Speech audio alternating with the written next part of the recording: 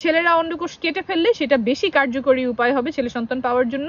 ছেলে সন্তান পাওয়ার উপায় নিয়ে যা বললেন ডাক্তার তাসনিম জারা।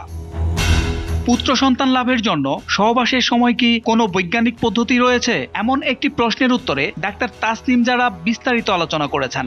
তিনি এক্ষেত্রে প্রাচীন ফ্রান্সের একটি বিশেষ উদাহরণ তুলে ধরেন। তিনি বলেন, প্রায় 200 থেকে 250 বছর আগে ফ্রান্সের উচ্চবর্ণীয় পরিবারগুলোর পুরুষেরা তাদের বাঁদিকের অন্ডকোষ বেঁধে রাখতেন অথবা এমনকি সেটা কেটেও ফেলতেন। তাদের এই পদক্ষেপের পেছনে একটি বৈজ্ঞানিক ব্যাখ্যা ছিল, যা তখনকার সময়ে বেশ জনপ্রিয় ছিল। ধারণা করা হতো যে পুরুষদের দুটি অন্ডকোষের কাজ আলাদা।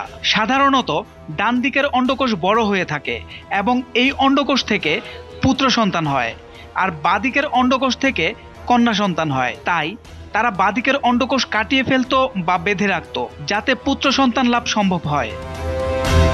এছাড়া ওই সময়ে এক বিজ্ঞানী তার বইয়ে এমন একটি মতামত প্রকাশ করেছিলেন যে অন্ডকোষ কাটা একটি সহজ অপারেশন এবং এতে তেমন কোনো ব্যথা হয় না, যেমন দাঁত ফেললে হয়। তার মতে এটি পুত্র সন্তান লাভের একটি কার্যকরী পদ্ধতি হতে পারে।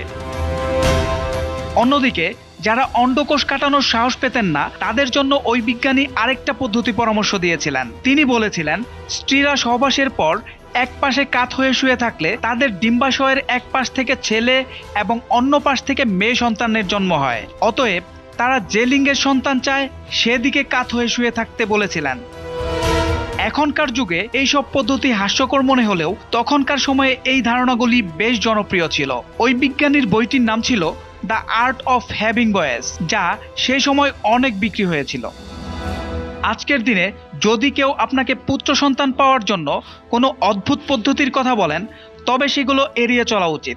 এর ফলে অর্থ, সময় এবং শারীরিক ক্ষতি হতে পারে। আসলে ছেলে বা মেয়ে সন্তানের জন্মের বিষয়টি পুরোটাই স্রষ্টার ইচ্ছার উপর নির্ভর করে এবং এতে মানুষের ইচ্ছার কোনো ভূমিকা নেই।